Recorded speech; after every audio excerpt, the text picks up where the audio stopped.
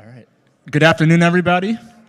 Welcome to the 2020 MIT Sports Analytics Conference. My name is Patrick Rose, and I'm a first-year MBA at MIT Sloan, and it is my pleasure to present our workshop for today entitled An Optimization Approach to Roster Creation. And this workshop will be presented by PhD candidate Holly Weinberg, and she's studying MIT Operations Research Center.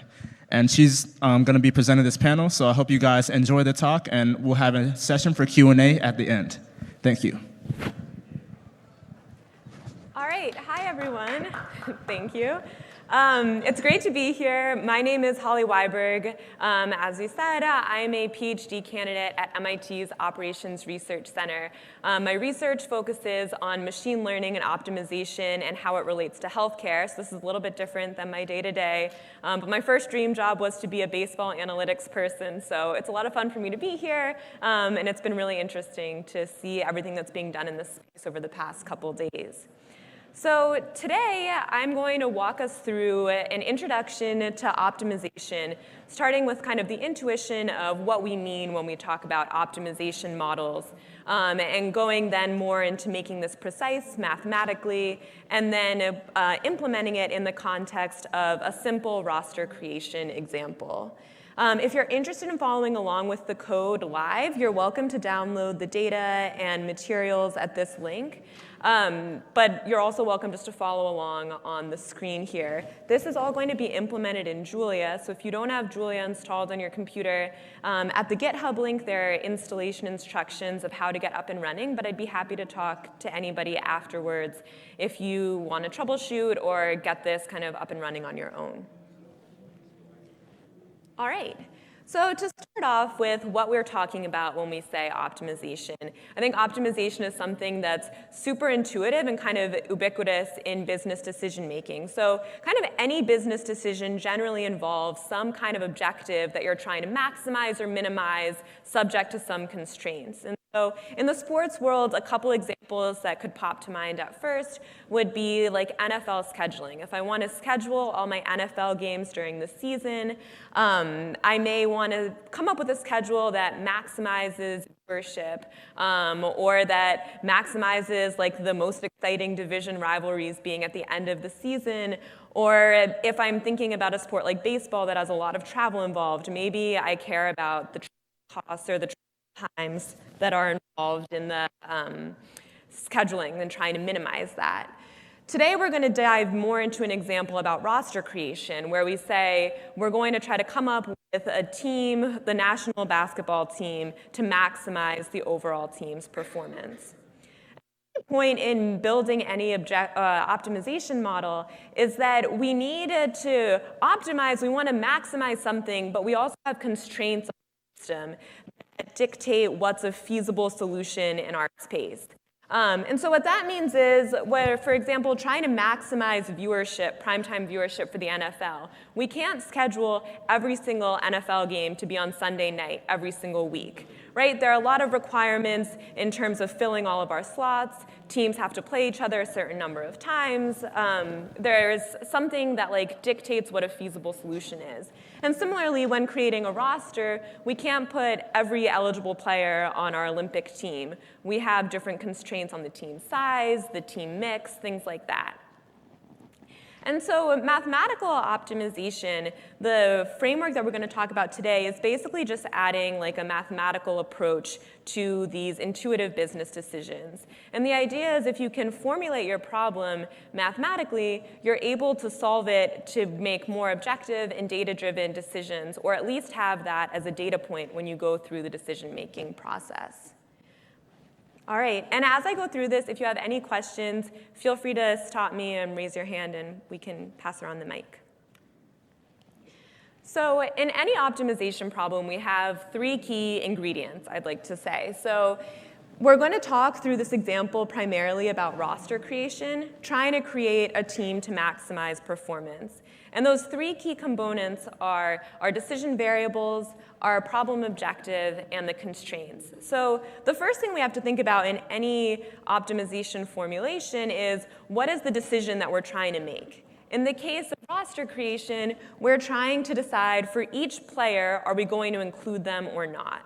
on our team. So if we had that data, if we had a yes or no for every single eligible player, that would characterize the solution that we're looking for. Once we have the decision variables, we're ready to define the problem objective, and we define that objective in terms of those decision variables. So in this case, we want to maximize team performance of the selected players. And at this point, probably you're thinking, how do we quantify that? What does that mean? And we're keeping that as abstract for now, and we'll make that concrete mathematically as we go through this. And then finally, we have the objective that we want. We want to maximize team performance. But in order for this to be a viable solution, we need to obey by some size restrictions for the team. We need to have a sufficient mix of positions and various other things that make like a reasonable team structure. And so at this point, like I said, the first part's pretty obvious, but I think the objective and constraints are much more kind of up to interpretation, are much more subjective. And so that's where this moves from being a science towards more of an art of trying to figure out how to quantify these objectives, how to quantify the constraints, and how to make this into something that's amenable to a mathematical solution. And so to start to get a little bit more into the math, in this problem, or in this next hour, we're going to be talking about mixed integer optimization, which is a subfield of general overall optimization. And not to get too much into like the mathematical details, but the key components here are our decision variables can be pretty general. You could have binary variables, just 0, 1. You could have integer variables, or you could have like continuous numbers. So the decision variables are pretty general, but in order to be a valid mixed integer optimization problem, which you'll see referred to often as MIO or a MIP, you need to have an objective that's a linear function of the variables and constraints that are linear functions of the variables. And just a quick what that means in terms of the math, you can add your decision variables together. If I have like x for player 1 being selected and y for player 2 being selected, I can have an objective or constraints that are x plus y, but I can't be multiplying the variables for those players together. I can't be taking the square or square root of the variables. And if something exciting is happening in there. There are kind of other more general forms of optimization, nonlinear optimization, convex optimization, if your problem doesn't obey by this structure. But I think hopefully over the next hour, what we'll show is a lot of problems are representable in this framework, and things that aren't naturally linear to start can be kind of reformulated in that way. And so the reason that we want to have a mixed integer optimization problem is that once we take our business problem and formulate it in a mixed integer framework, we're able to plug it into one of many solvers and to generate a solution without really having to interact with the back-end optimization algorithm. So if I can formalize my decision variables, my constraints, and my objective, I can plug it into one of numerous solvers and easily get my solution, iterate, experiment with different variants of the solutions, and I don't need to be like an optimization expert to do that. And as a note, a lot of this is possible in a way that wasn't in even like 30 years ago. The pace of optimization computational power has grown incredibly, and it's grown by a factor of 3 trillion times over the past 30 years, which is to say that there are problems that 30 years ago you were solving like manually or using very low-powered solvers, and now we're able to solve pretty large-scale problems in like literally seconds. And that's really powerful, and the number of things that we can do now is pretty staggering compared to what we were able to do back then. So it's an exciting time to be interested in optimization. All right, so in order to make this more formal in a mathematical framework, we're going to talk through an example of constructing the USA basketball dream team. So concretely, we're going to pretend that right now we're the decision makers who are deciding on the 2020 Olympic team, assuming that the 2020 Olympics actually happen. And we get to decide what our 12-man roster will look like. I'd like to caveat that this is a simple example. There are a lot of things you'd probably want to add to make this more realistic, and we'll talk through kind of how you could start to approach some of those. But the idea here is really just to start to introduce you to how this like mental framework might get translated into a math model, and then implementing that in Julia. So as we said before, our goal here is to construct a team that is high performing and obeys our desired team size and team composition, kind of position mix, things like that. And so at this point, like we've said before, this is a goal that we can all probably agree on, but how to make this mathematically precise, there are many ways to go about that.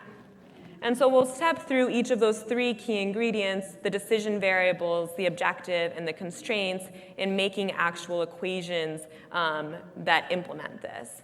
So first, our decision variables. Again, I think this is the most straightforward of the things that we're talking about so far. Say we have 200 candidate players who are interested, who are eligible for the Olympics.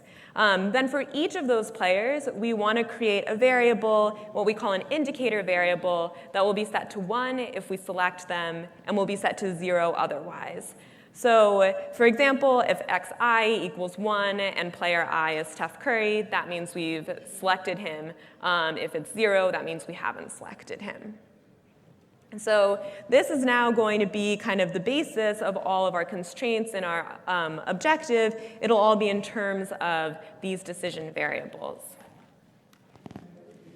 All right, and now we're ready to define the objective. But maximizing team performance, like we said, is not obvious. There's not a single metric that sums that up. And so there are various ways that we could approach that. What we'll talk about today is using one of a set of kind of standard basketball performance metrics. We'll start by looking at player efficiency rating and also consider a couple other ones when we go into Julia.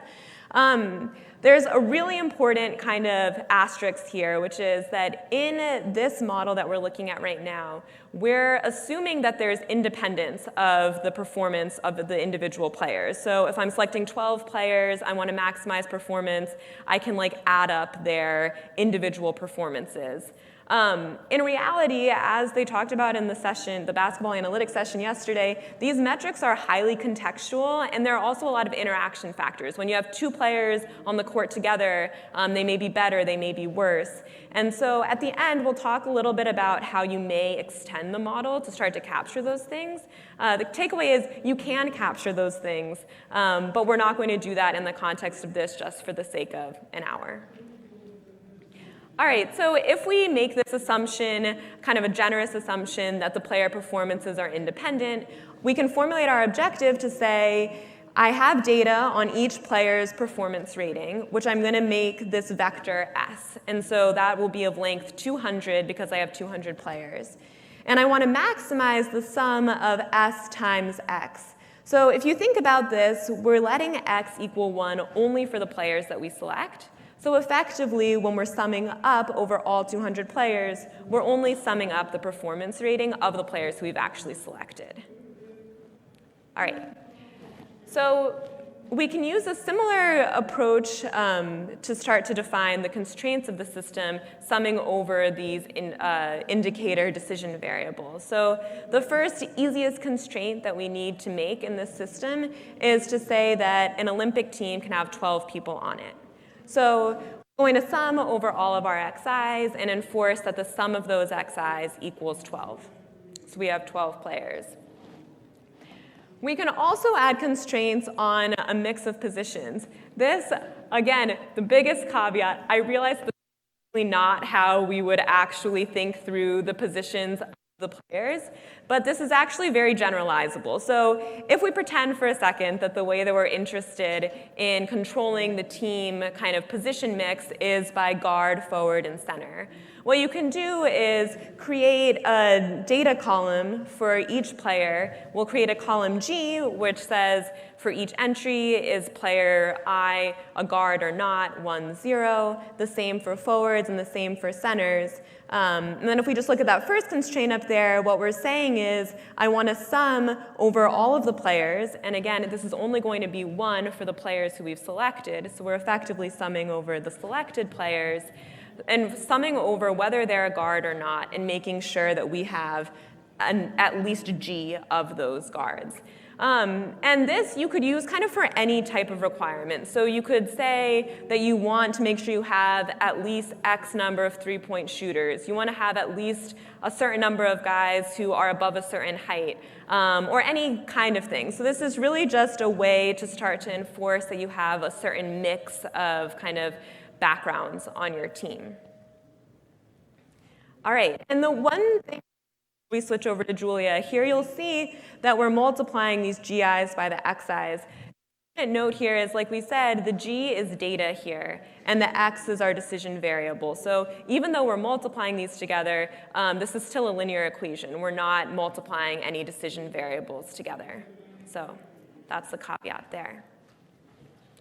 All right, so I think at this point we'll switch over to Julia. If anybody, as I said, if you're interested in following along, you're welcome to kind of move with me on here. The data and code are available right there at the GitHub page.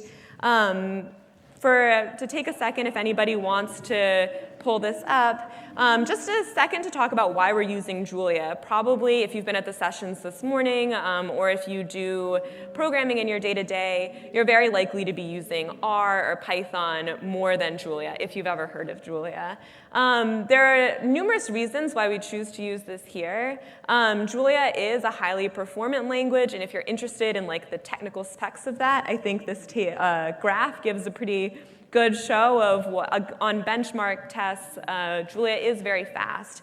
But the reason that we're using it today, and the reason I'd encourage, if you're interested in using optimization more, to consider Julia, is that it has a very user-friendly optimization interface. And a lot of the optimization community who's building out newer, faster, better solvers, a lot of that's being done in Julia and through this package called Jump, which we'll be using today. So yeah, if you're going to pull this up on your computer, you're welcome to follow along or just watch on the screen here.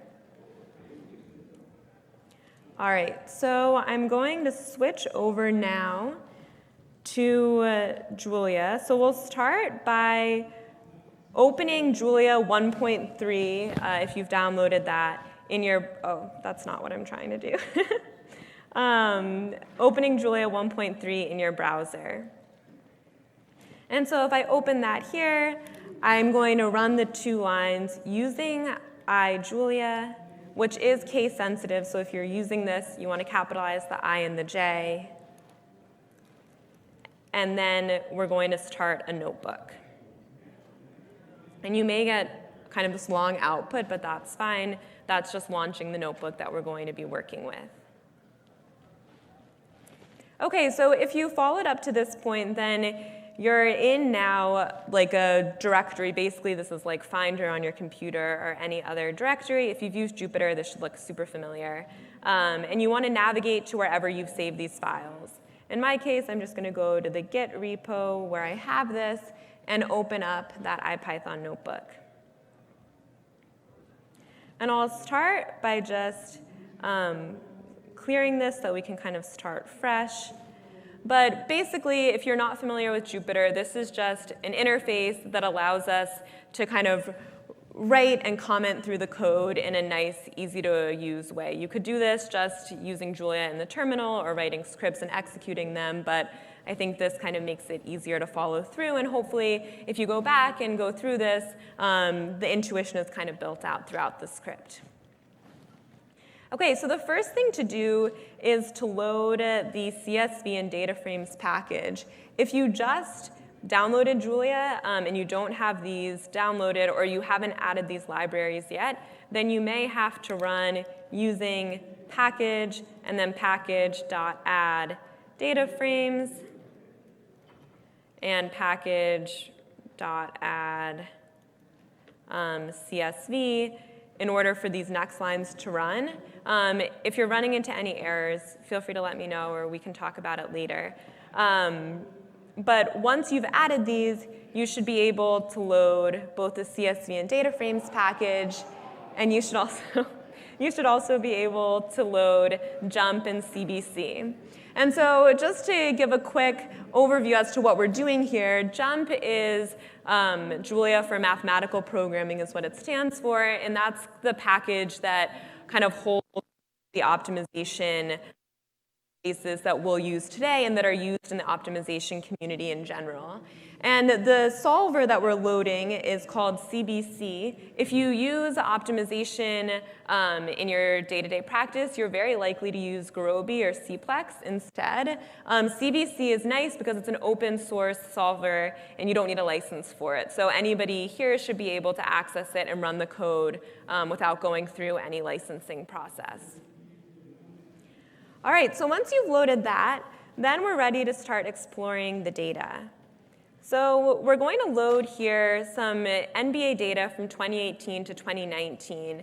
And the framework that we're using is very general, and we could replace this data with any other data set. Here we're 2018 to 2019 data, but realistically, maybe you're interested in looking at the first half of this season data up to now. Maybe you're interested in only looking at playoffs data, which we'll think about later. So you could look at various things. For this, I just pulled data from basketballreference.com to get kind of key statistics for a bunch of players at once.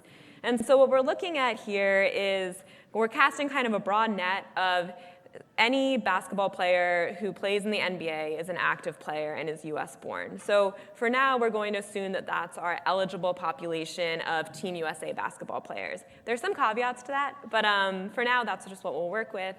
And if you look here, you can see we have the player ID, the player's name and username, some basic information about them, including their position, which we'll need for this position mix.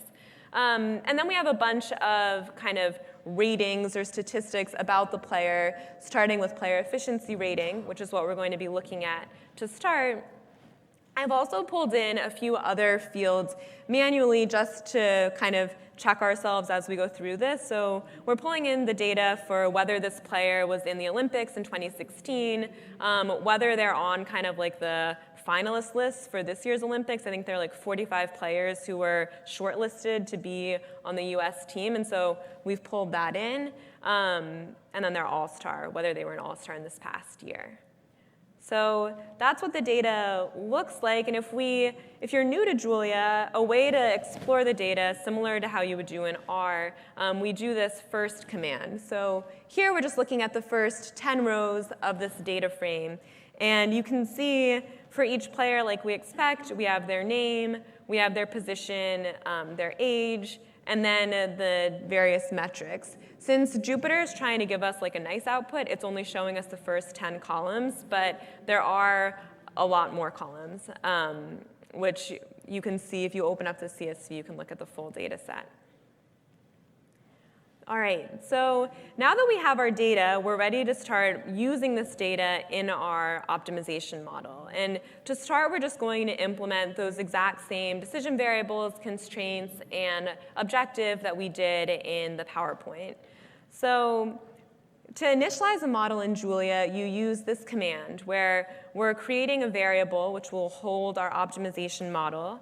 And we're going to use this model function and tell Julia that the optimizer we're using is CBC. So this you could also replace with a Gurobi optimizer, a Cplex optimizer, but here we're just using CBC.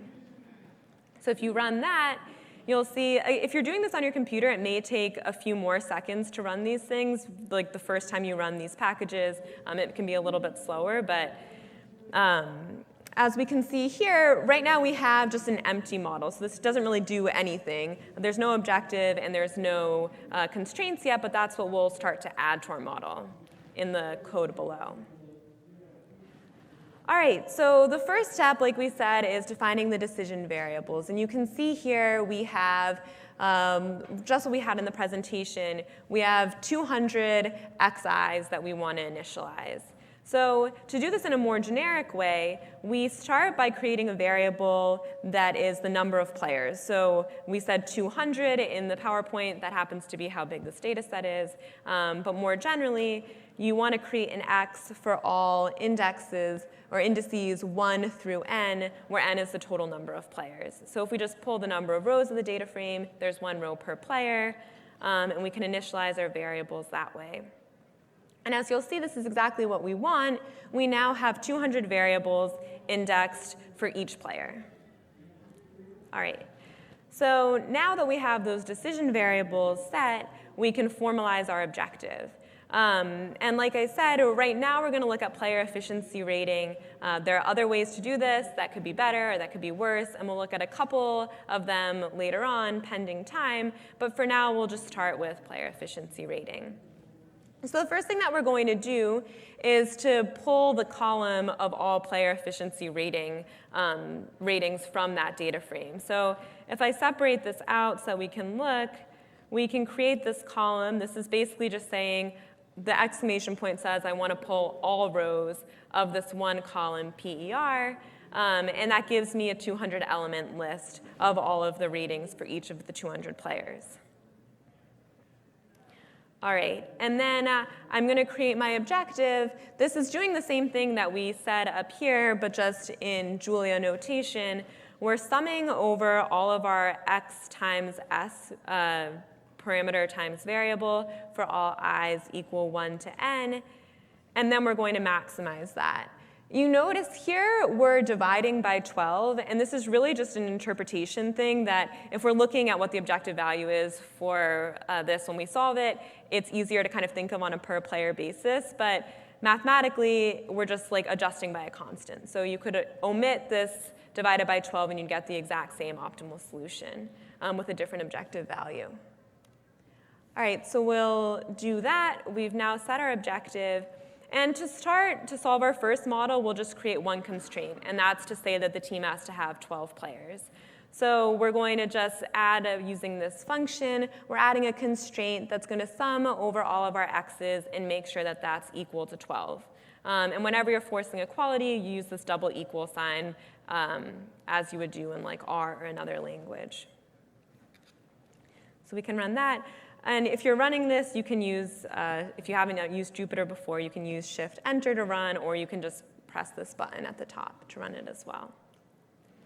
OK, so now we can see what our model looks like, and it looks different than it was before. It's really messy to look at. But just to kind of give some intuition, you can see that we've done what we wanted to. So we have our player efficiency ratings divided by 12 for each of the players.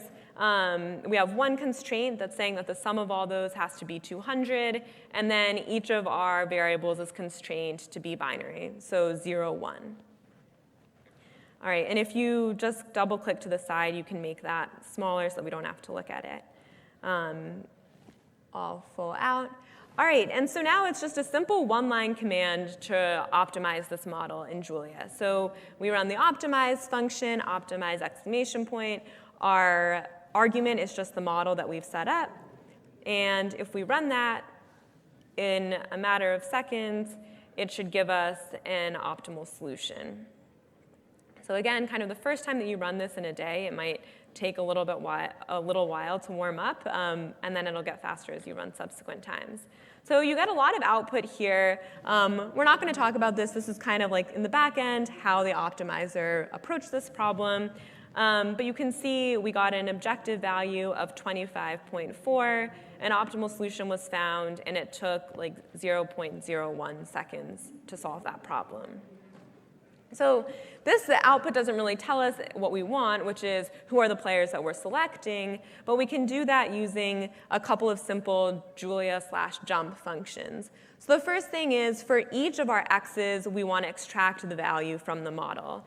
And if we do that right here, we're basically we're creating this variable selection indices, which is going to be 0 if xi was set to 0 and 1 otherwise. And that's just of length 200. And you can see we have a lot of zeros. We have a single 1 here, and probably 11 more 1s in between. And then we can now filter our data frame to those indices where x equals 1 in order for us to find the player names who were selected for this first run at a team. And so this gives us a list of 12 players. We can also take the objective. If we didn't want to look at that original output, you can just call the objective value using this function. And this is kind of the output for our first model. And an important thing, I think, to note, at this point, this probably isn't that interesting. We're just trying to maximize the player efficiency rating of 12 players. We don't really have any other constraints on the system, and so you could have just chosen the 12 players with the highest player efficiency rating, and you would have gotten this exact same solution. The reason that we're starting with this just to kind of show how the code works. But the reason that you'd want to use mixed integer optimization is as you layer on more constraints or kind of more complicated objectives, you're no longer able to necessarily just think intuitively through what the optimal solution will be. There are 200 potential players. You could choose any combination of them. You may have certain constraints that you want on various things. And then having this algorithmic framework to approach it becomes much more useful. And hopefully, as we get further into this, we'll start to establish a little bit more why that's the case. But one thing that we can look at before we move forward is just to see, again, if we filter our data frame to the players that we've selected, we can see what their position is. We can see whether they were an all-star in the 2018-2019 season. We see that 2 of these players were on the Olympic team in 2016. And most of these players are in contention, or at least were in contention as of 3 weeks ago, for being on the 2020 Olympics team. So that's just kind of interesting to look at. This isn't really, we're not doing anything here, but just exploring the data. Okay, so now as a next step that we have our super simple model where we're just asking to choose 12 players, we can start to add on more constraints that might make this a little bit more realistic to a type of team that we want to construct.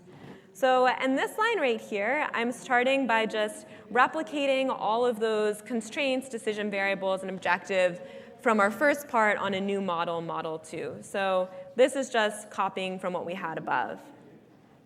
And now we'll add these position requirements, again, using forward, guard, and center, and noting that we could have chosen kind of any way of characterizing or partitioning player positions and player types that we're interested in.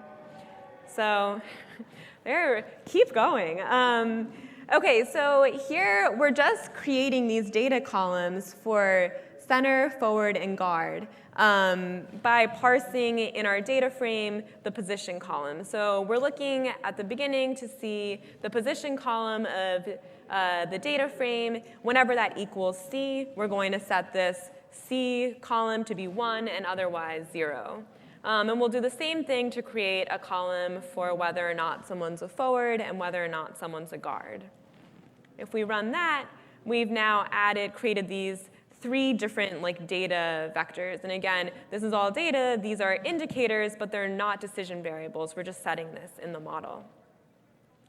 And so as we talked about before, we can create our constraints just using this logic. So if I want at least 4 forwards, say, at least 3 centers, and at least 4 guards, for the sake of an example, I could enforce those constraints like this. So here I'm just saying I want to make sure that as I sum over all my selected players, at least 4 of them are forwards, and the same for the other positions. So I can run those lines. Now we've kind of gotten to the end of what we covered in the presentation, but we can add a few more constraints that might make this a little bit more interesting. So one thing that you could think about is wanting to ensure that your team has sufficient defensive ability. So we're focusing on player efficiency rating, but maybe I want to force kind of as a constraint that I have at least some defensive ability. And so as a first pass at this, we could say that we want to look at defensive box plus minus. Again, maybe an imperfect metric, but just something for us to start with. And say that we want the average to be at least +1 over all of our 12 selected players. And the way that you would do that is very similar to how we have our objective. We're just going to sum the defensive rating over all our selected players, divide that by 12. That'll give us the average rating of those players, and require that that's at least +1. And so we create our data column using that same syntax as before, pulling all rows of this dbpm column, and then summing over that to say that it has to at least equal 1. Okay. And then just kind of for the sake of showing that you can add constraints and think about what's useful from the decision maker's perspective, maybe you say like experience is important. The Olympics are really different than any other basketball game, and I want some continuity. I want players who are playing in 2016 to be playing in 2020 as well. So I'm going to ask the model to force that at least 3 of the players are returning from the 2016 Olympics. And you could think about this in many ways. You could require that a certain number of them are all-stars, or that you want a certain number to not have been on the 2016 Olympics to have like kind of a fresh-faced team. There are a lot of ways that you could think about this, but again, it's really easy to add and remove these constraints from the optimization model. So we'll start, we create this column O that we're just pulling in the indicator whether or not the player was in the 2016 Olympics, and we're going to constrain that the sum of that is at least equal to 3. So we add that. And we can solve our new model. Here we're using the same optimize function. We're also adding this command right before set silent, which is just saying that I don't want the entire like backend optimization output to be shown, just for the sake of making the code cleaner. But it does the exact same thing. And so you can see we've already solved the model. This is already done. And we can check out the new list of selected players that we've chosen. And so if we compared the original list right here, you can see that Harrell's been added and Jimmy Butler's been, we've removed Montrezl Harrell and we've added Jimmy Butler to the team. There are different ways that you can explore these constraints in the variables, like in the model, to see which are the constraints that are kind of limiting or like that were enforced at equality, and which are the ones that were kind of redundant. So you could explore this more to see, like, is the reason that I got this change because of the position requirement? Is it because of the defensive ability? Is it because of the Olympics requirement? That's not what we're going to talk about here, but I'd be happy to talk more about that offline if you're interested. And then we can also just look at our objective value, and we see that in our new model, we've lost like 0.1 in our average PER of our players. So we've added all these constraints, but our model hasn't actually changed that much. It's been a difference of 1 player, and we still obtain a nearly as good solution. All right, so just to kind of quickly go through a few variants that might be interesting to look at here, we'll create a function where we can kind of run through different iterates of this model very quickly. So in this Julia function, and this probably syntactically looks pretty similar if you're using R or Python to how you would define any function, we're creating a function to say that passing in any data frame, so the player data, and any objective metric, which so far has been PER, I want to initialize a model. I want to extract this data from the data frame. I want to extract the objective metric of whatever I've chosen from the data frame, and then I define my objective and constraints in those terms. Then I'll optimize the model and return the list of players and the objective value as the output of this function. So if I run this, I've now created this function, and we can see if we pass in our original data frame and the PER metric, we're going to get the same output that we got before. We've just made this into a function to run in a single call. So we have the same objective value that you saw before and the same list of players that we saw in that last iteration.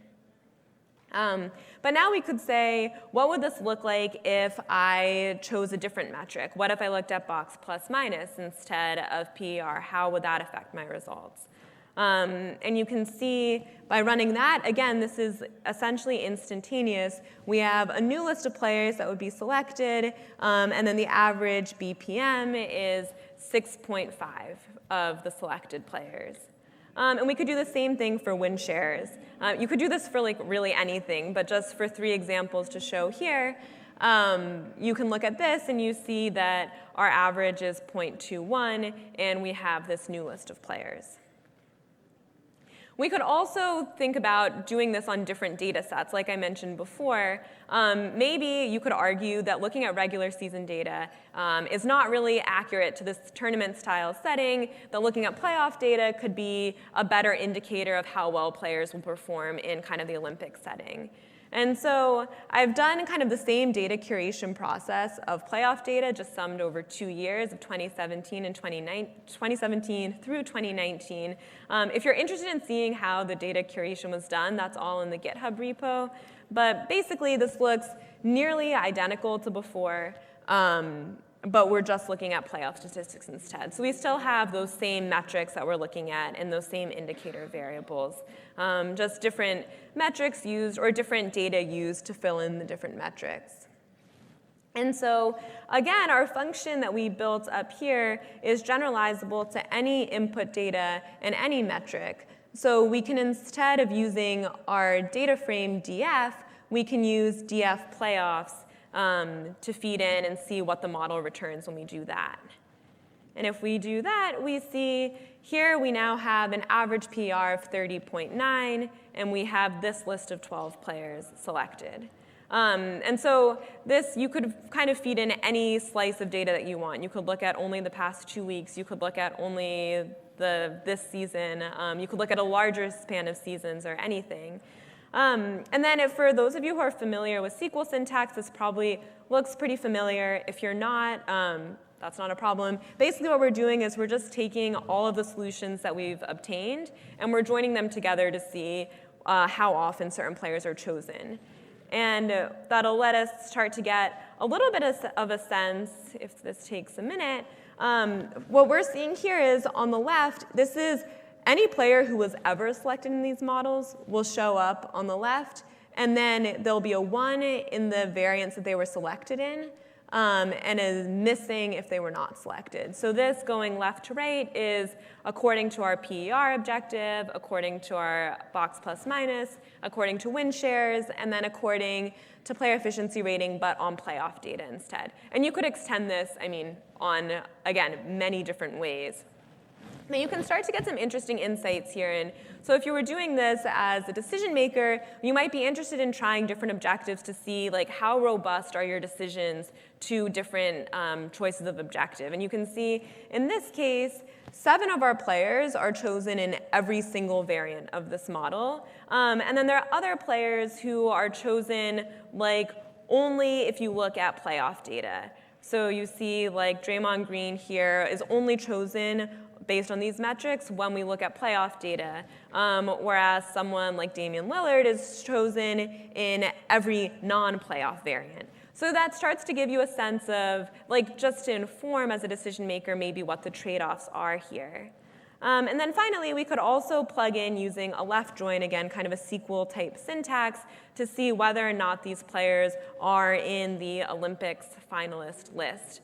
And you'll see all of the players that appeared in all of our models. This is pretty intuitive at this point. I'd say these are some of the best players. They are all in the Olympics list. And then there's some who appear only in 1 or 2 of our models, and those are less likely to be in the finalist list for the Olympics. And so there are a lot of ways, moving back over to here, I'll just pull this up. Okay, so at this point, what we've looked at is a pretty simple model, but there are a lot of ways that you could start to make this more complex. And just to kind of give a greatest hits of some things that you might want to do next, you could think about incorporating new constraints. So maybe you want to say that I want to make sure that I have a sufficient number of NBA teams represented on this Olympics team. I don't want the entire Boston Celtics to be my Olympic team. And so you could add a constraint to say that at least a certain number of distinct teams are represented, for example. You could also make adjustments for injury or for other special considerations. So say that you think you have your team set and then someone gets an injury the day before you're setting the roster. You can rerun this model with that person's XI forced to 0 to ensure that they're no longer chosen. You could do the same thing for players who maybe choose to play for a different country for the Olympics and they are no longer eligible, so we force those to be 0. And then you could also add like general team capability things. So we added a basic one for defensive ability, but you could add constraints to say I want the average height to be at least something, or I want the minimum height, or minimum defensive ability. You could add more kind of overall team summary metrics to say what you want this team composition to look like in a feasible solution. Like I said, right now we've made like the very generous assumption that every player's performance is independent of each other, but it's actually pretty easy to start to build in like interaction terms of these players. And so one way to do that is to look at the data and kind of slice the data to see how certain players perform together or apart and add new variables for those like combinations of players. You could also add in like certain constraints to the model to say that like maybe two players play really well together, or they say we're only going to play on this team if we're both going to be put in. I won't play without him. You could add a constraint to say if I choose player X, I need to choose player Y. Otherwise, I can't choose either. And the first thing you may think is that doesn't sound like a linear constraint. That's kind of like this conditional if-else type thing. But that's actually very easy to make into a linear type constraint on the variables. You could also do the opposite, where you say I can only choose up to one of these players. Like these people refuse to play together. You could also start to think about other objectives beyond just looking at these performance metrics. You might say that, like in a professional sports team setting, I care about my budget, and maybe I want to maximize some combination of performance, but also minimizing budget. And so there are ways to kind of build objectives that have multiple components, and then you use parameters to trade off between those objectives, and it can kind of give you a range of solutions that are more generous on budget, less generous on budget, and kind of give you a framework for starting to evaluate what the trade-offs you're making as you adjust that parameter. So overall, just for the main takeaways of today, hopefully at this point I've convinced you that mixed integer optimization is a powerful tool, and it's very generalizable to business decisions. A lot of business decisions that you probably approach in every day kind of boil down to an optimization problem, and a lot of the ways that we solve them are heuristic, trying to think about, well, like if I put this schedule together, then I'm likely to get higher viewership, or I'm going to try to keep these things apart for whatever reason. But this kind of gives us a more rigorous framework for constructing potential solutions. And the challenge, as you've seen, like once you're in Julia and you have the mathematical model, it's very easy to solve. And for reasonably sized problems, it's very quick to solve as well.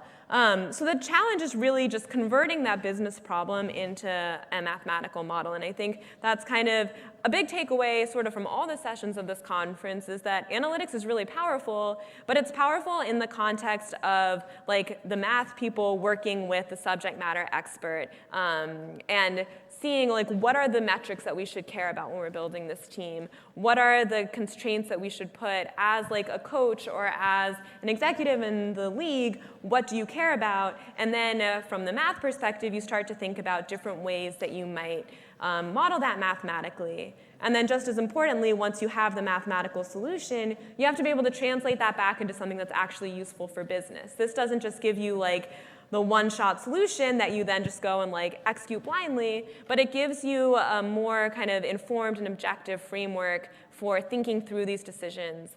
Yeah, so I'd be happy to answer any questions. If you are interested in how this could be used in sports or elsewhere, I'd be more than happy to talk. My email address is there. All the code is available there. But yeah, I think we have like 12-ish minutes for questions if there's anything. Thank you.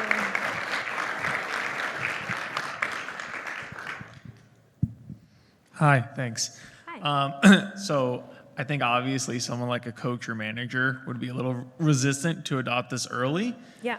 Do you think it's easier to sell the idea of using sensitivity analysis based off of this? So if they give you what their roster is, you can tell them what the impacts would be of specific player changes based off of your model, even if they don't go with the optimal model? Yeah, so that's definitely an idea, is kind of if you could imagine optimizing this, but then also like assessing the objective for whatever the current solution is, and that's kind of a way of quantifying maybe what you're losing. In a case like this where we have a pretty simple objective, it's probably less interesting, but if you think about having like a more complex objective and more complex constraints, you can look at the solution that somebody has given you and say either maybe it's violating some constraints that you like your defensive ability or something. Like you said you wanted these things, but maybe your team doesn't obey that, or you're losing X% on a theoretical objective by these decisions. I think also, just in general, like how this could be used in the field, roster creation, I mean, it's a nice example, but it's a little bit, I think there's a lot of like intangibles that go into that, and trying to reduce that to a pure data problem is hard, and I think there is a lot of well-justified like hesitation to actually adopting something like that. I think that this is more kind of like short-term realistic for things like scheduling or like resource allocation type problems where you have some kind of resource that you want to distribute in a way that's most cost-effective, that's going to maximize revenue or something like that. So yeah, I think like the team dynamics and kind of like the coaching decisions, there's a lot that can't be represented in data there. This is sort of more of like an evaluation type of tool, like you said, but I think there are other things that maybe more naturally kind of could rely on this to do the heavy lifting. Yeah. Hey, so this is really cool.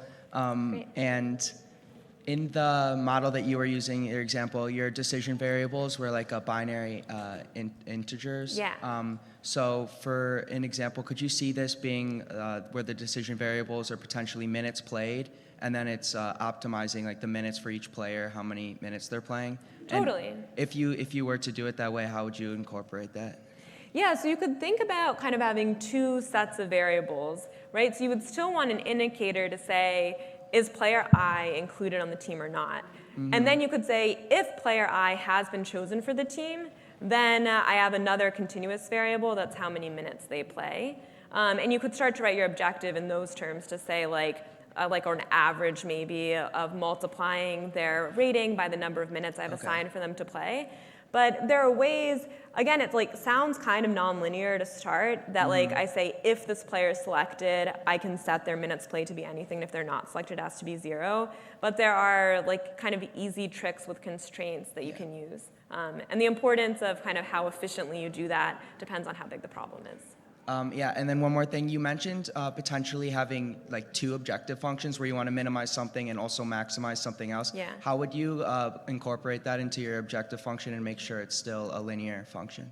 Yeah, so one thing that you could do is, if we look back at here, we're just maximizing the sum of our performance ratings, but you could also say you want to incorporate something for the budget, right? Mm-hmm. And so you could add a second term that is like the salary of the player times whether the player was selected. And since these are both linear, so they're both linear things, we could like maximize basically this plus the negative of their salaries. And you'd apply some kind of parameter, like a lambda parameter, to trade off. Like, these aren't the same scale, right? The PER is like on the scale of like the 20, salaries are on the scale of millions. But generally, that's something that you would tune. So you would start by saying, like, I think I want this rough trade-off or parity between these two objectives. And then maybe you kind of create like a grid of solutions over various lambda parameters. And that gives you kind of like a way of evaluating the trade-off. But like before you start, it's not obvious what that trade-off parameter should be. And so like you try a bunch of different values to start to like characterize the solution space.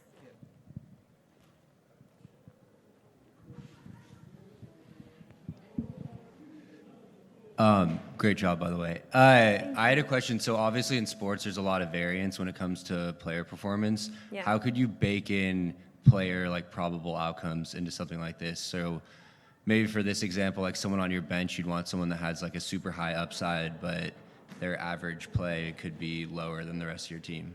Yeah. Yeah, so there are a few ways that you could do that. Within kind of this framework that we're looking at right now, you could think about ways to kind of like creatively add constraints. So like maybe you want a player who, or you say that like, I want the 10 best players to, or at least 10 players to have obey by some metric, but I'm gonna like give wiggle room that maybe not every player. Like I could have one person who's like really risky and has on average bad defense, but I'm willing to take that risk anyway. More generally, you could also start to think about this in like a robust optimization framework. So if you have uncertainty around how each player will perform, you can like extend an optimization model to say like, I want to maximize my objective given the uncertainty in their performance. And so there are different ways to do that where you can look at like the worst case, like I want to maximize the worst case expected performance of this team. And that gets a little bit more into like a mathematically intensive way, but there are ways to reformulate that into something that looks pretty similar to this. Yeah, that's a great question.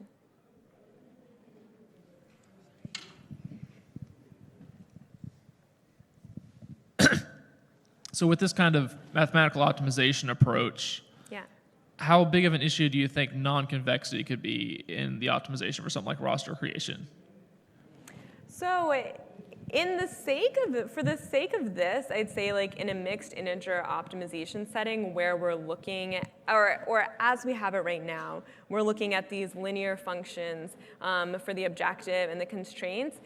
Mixed integer programming solvers are pretty adept at being able to solve like quickly of reasonably sized problems, especially something like this where we're choosing like 12 players.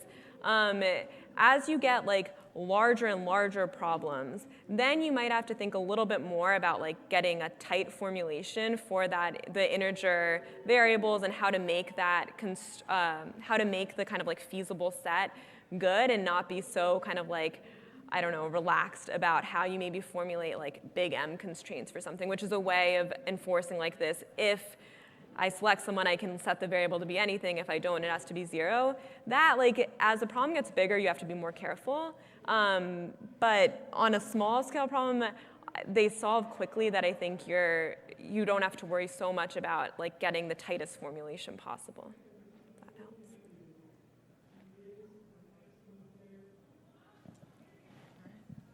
All right, I think we're set. So thank you so much, everyone, for coming, and feel free to reach out if you're interested in talking more. Thank you.